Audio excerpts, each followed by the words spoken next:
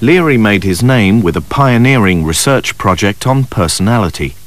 He and several colleagues charted the characteristics people display in their various relationships. Then Leary organized them, for the first time, into a model for other therapists to use for diagnosis. Leary's book won acclaim from the American Psychology Association and spawned many follow-up studies. Significantly, he took most of the credit for himself. Despite the professional squabbles, Leary's personal life thrived. He moved into an affluent suburb of Berkeley with his wife, Marianne, and their 2 young children. Tim regarded her as a puppy, something to be cared for and vulnerable. Tim told me that she had had a depressive episode for several months before they married, before he knew her. But none of this stood in the way of a hectic social life. The Learys were involved in quite a complex set of social relationships involving heavy drinking, wife swapping, activities like this.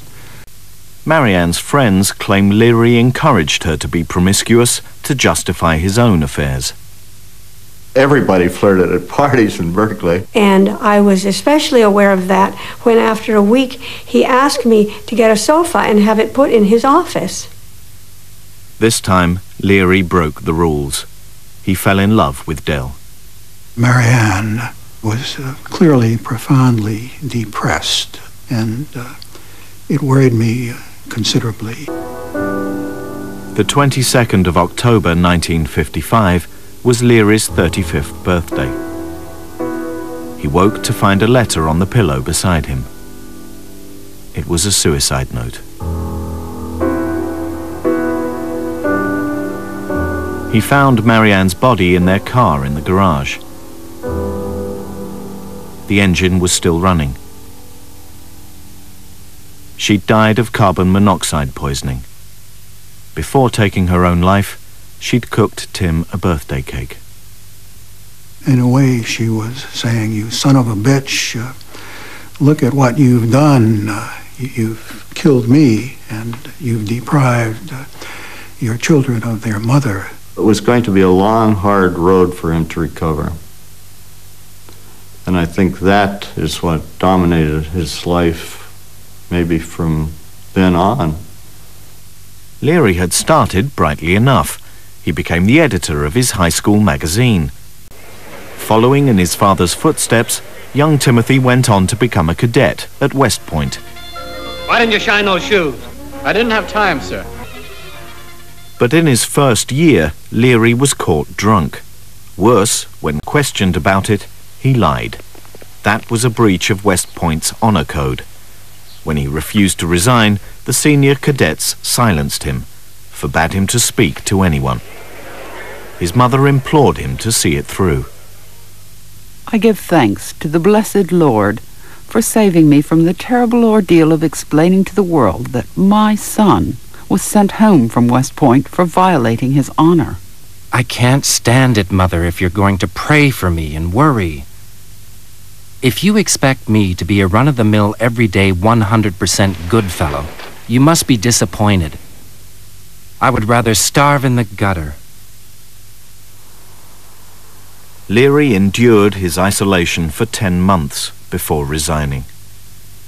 The next year, 1942, he was expelled from Alabama University after being found in the girls' dormitory.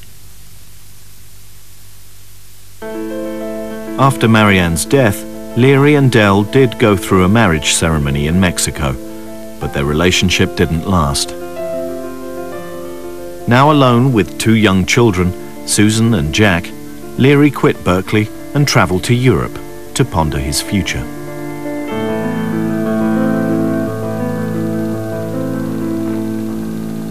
I visited Tim in Florence, and after a couple of days I told him I had very recently sampled the actual mushrooms, not a pill, but the actual mushrooms of the Mazatec Indians, the so-called sacred mushroom. And I told him that this was important to psychology because it gave me moments of insight into certain things that happened during the war, for example. He said, "Frank, you'd better not tell many people about this, because, and no psychologists, because they'll think you're nuts." The following summer, Leary went to Mexico, where he sampled magic mushrooms for himself. He wrote about it. The fungi were placed on a table by the pool. I picked one up. It tasted even worse than it looked. Bitter, stringy. I began to feel strange, mildly nauseous, detached. Everything was quivering with life, even inanimate objects.